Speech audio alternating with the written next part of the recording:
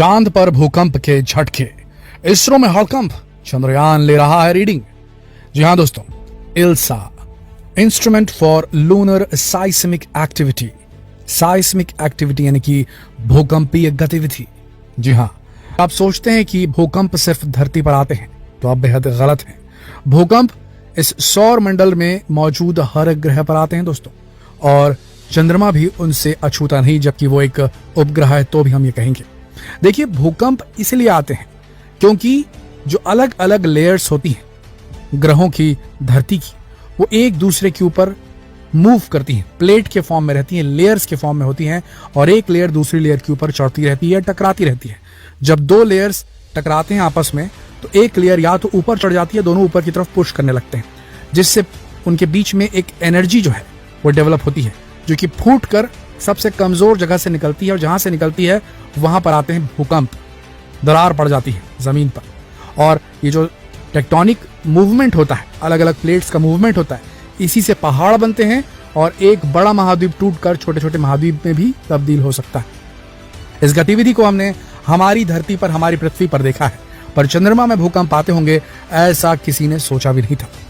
लेकिन सन 1969 से 1977 के बीच जब अमेरिका ने अपने अपोलो मिशंस भेजे, नेमली अपोलो 11, अपोलो 12, अपोलो 14, अपोलो 15 और अपोलो 16 मिशन, तो इस दौरान उन्होंने वहां पर साइस्मोग्राफ यानी कि भूकंपीय गतिविधि को रिक्टर स्केल पर मापने वाला यंत्र, एक ऐसा यंत्र जो भूकंप की तीव्रता को भी मापता है रिक्टर स्केल पे, और साथ ही जो एपी सेंटर कहाँ है भूकंप का, यानी भूकंप का वो केंद्र कहाँ है जहां से ये भूकंपीय तरंगे निकल रही हैं जो विध्वंस मचा रही हैं, उस एपी सेंटर को कैलकुलेट करने में भी मदद करता है। इसे साइस्मोग्राफ कहा जाता है। तो ऐसे साइस्मोग्राफ को सन 1969 से लेकर के 1977 के बीच जितने भी अपोलो मिशंस गए थे, जिनके नाम हमने आपको बताए, उनमें वहां पर भेजा गया साइस्मोग्राफ को, और वहां एक नेटवर्क बनाया गया, अलग अलग इलाकों में लगाया गया साइस्मोग्राफ। लेकिन जिस इलाके को सैंपल किया गया था वो भी कोई बहुत बड़ा इलाका नहीं था, वो महज एक छोटे से राज्य से भी छोटा, हमारे भारत के सबसे छोटे राज्य से भी 1/4 साइज में होगा उसका लैंड एरिया, अगर माना जाए जितने एरिया में उसे लगाया गया था। तो अब साइस्मोग्राफ जो था कुछ सालों तक चला, और उसने जो डेटा दिए बेहद कम सालों में, बहुत कम समय के लिए एक्टिव था वो वहां पर। और जब वो एक्टिव था साइस्मोग्राफ, तो उसने जो डेटा दिया वो हैरान करने वाला था। एक तो वहां भूकंप बार बार आ रहे थे, दूसरी चीज वहां पर भूकंप की तीव्रता जब मापी गई तो उस छोटे से इलाके में रिक्टर की स्केल पर 2 तीव्रता से लेकर के 5 की तीव्रता, यानी कि रिक्टर स्केल पर 5 इंटेंसिटी का भूकंप भी वहां पर नोट किया गया था। अब हम ये बात कर रहे हैं सन 1969 से 1977 की, तो वो उपकरण तो हो गए पुराने और उनकी रीडिंग्स भी हो गई बहुत पुरानी, पर परिस्थितियां चंद्रमा की अभी बदली नहीं होंगी। और अब पहली बार साउथ पोल पर, जहां पर प्लान किया जा रहा है कई स्पेस एजेंसीज के द्वारा, खासकर नासा और चाइनीज स्पेस एजेंसी के द्वारा, कि हम चंद्रमा पर जाएंगे और वहां मून बेस बनाएंगे, और वो भी साउथ पोल पर बनाएंगे जहां पानी मिलने के चांसेस है। तो अब साउथ पोल पर भूकंपीय गतिविधि कैसी होती है यह पता करना भी जरूरी हो जाएगा, और इस काम को कर रहा है हमारे चंद्रयान 3 का विक्रम लैंडर।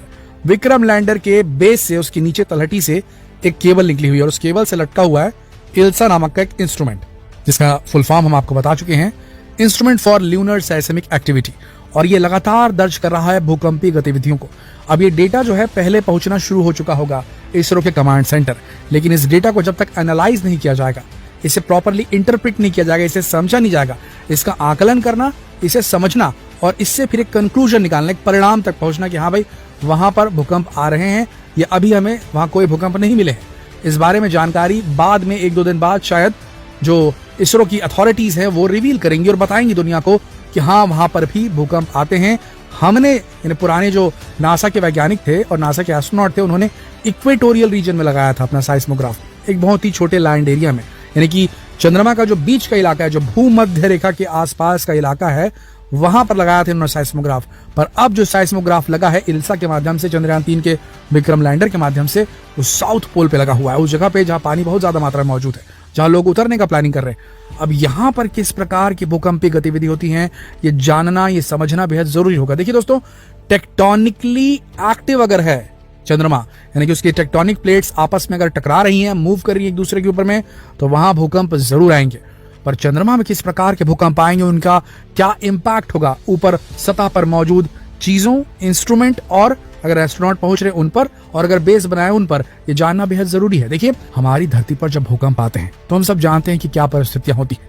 जो बड़ी बड़ी इमारतें होती हैं वो डोलने लगती हैं और नीचे गिरती हैं, चीजें हिलने लगती हैं और काफी कुछ नुकसान होता है।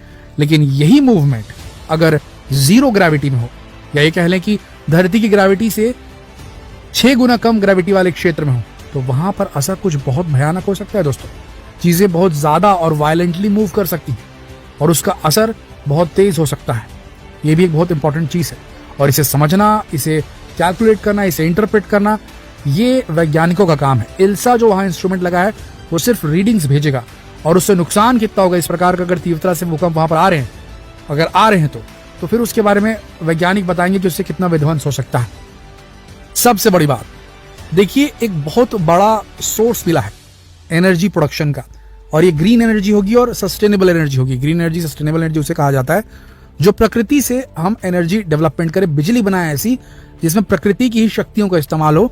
उसके लिए हमें कोई ईंधन न जलाना पड़े या कोई ऐसा स्ट्रक्चर न बनाना पड़े। जैसे कि हम बांधों का इस्तेमाल करते हैं, तो बांध में अगर पानी जो बहता है डैम से, उसमें हम हाइड्रो इलेक्ट्रिक पावर प्लांट लगाते हैं तो पानी के वेग से बिजली बन जाती है, उसमें कोई फॉसिल फ्यूल नहीं जलाना पड़ता। लेकिन हाँ, उसमें एक ड्रॉबैक ये रहता है कि उसके लिए हमको नदियों के रुख को रोकना पड़ता है। एक डैम बना के हम नदियों के रास्ते को रोकते हैं, तो एक हिसाब से प्रकृति से थोड़ा बहुत खिलवाड़ तो है वो। लेकिन वहीं जो धरती के अंदर जो चल रहा है, यानी जो टेक्टोनिक एक्टिविटी हो रही है, एक प्लेट दूसरी प्लेट के ऊपर चढ़ रही है, धरती के नीचे, उसके क्रस्ट के नीचे, उसके मेंटल में, और धरती के अंदर की ऊष्मा जो है, जो कोर है वो जल रहा है, मॉल्टन है। यहां एक प्रोब डाल के अंदर इसकी गर्मी का इस्तेमाल करके फिर टरबाइन चला करके फिर उससे एनर्जी अगर बना ली जाए तो वो एक सस्टेनेबल फॉर्म ऑफ एनर्जी होगी और ये एनर्जी जो है निरंतर चलती रहेगी। इसे कहा जाता है जियोथर्मल एनर्जी प्रोडक्शन। ये धरती पर किया जाता है। पर अगर चंद्रमा में ये टेक्टोनिक एक्टिविटी हो रही है तो चंद्रमा की सतह के नीचे बहुत सारी एनर्जी मौजूद है, समझ लीजिए। उस एनर्जी को अगर हम बिजली में कन्वर्ट कर सकें, ऐसा मैकेनिज्म हम बनाएं और ऐसे जनरेटर्स डेवलप करें, तो हो सकता है कि उस बिजली का इस्तेमाल लूनर थर्मल एनर्जी के रूप में किया जा सके। और अगर बिजली बनेगी तो बिजली से चीजों को चलाया जा सकता है और वहां पर जो बेस बनेगा, मून बेस बनेगा, वहां एस्टैब्लिशमेंट स्थापित करने के लिए वो काफी काम आ सकता है। तो दो बातें हैं यहाँ पर, एक तो भूकंप आ रहा है कि नहीं आ रहा है, और भूकंप अगर आ रहा है तो कितना डिस्ट्रक्टिव भूकंप हो सकता है, उस जगह पे बेस बनाना सेफ होगा कि नहीं होगा। फिर दूसरी चीज, अगर भूकंप कमतर आ रहा है लेकिन अंदर टेक्टोनिक एक्टिविटी हो रही है, तो क्या उसका इस्तेमाल करके लूनर थर्मल एनर्जी बनाई जा सकती है? क्या वहां पर उस एनर्जी जो अंदर दबी हुई है उसका इस्तेमाल करके रोशन किया जा सकता है उस इलाके को? ये बड़ी बात होगी और इस बारे में वैज्ञानिक बड़ी डिटेल में बताएंगे जैसे ही इल्सा की रीडिंग्स मिलनी शुरू होगी। इल्सा ने काम करना शुरू कर दिया, इस बात को कंफर्म कर चुके हैं सोमनाथ जी जो हैं। अब उसकी रीडिंग्स को वो इंटरप्रेट करेंगे और कमांड सेंटर में बैठी जो ग्राउंड टीम है, जो मॉनिटरिंग टीम है, वो इसे इंटरप्रेट करेगी और उसके बाद इस इन्फॉर्मेशन को पब्लिक किया जाएगा। हो सकता है 1-2 दिन के अंदर, हो सकता है 1 आध हफ्ते। लेकिन आपको बता दें, जो वहां पर इक्विपमेंट लगाए गए हैं, एक्सपेरिमेंटल इक्विपमेंट लगाए गए हैं, उनकी रीडिंग्स भले 10 दिन और आएंगी, 10 दिन 14 दिन, जितने दिन एक्टिव रहेगा उतने दिन आएंगी, लेकिन उन रीडिंग्स का इंटरप्रिटेशन महीनों और सालों तक चलेगा। ये बात रियलिटी है।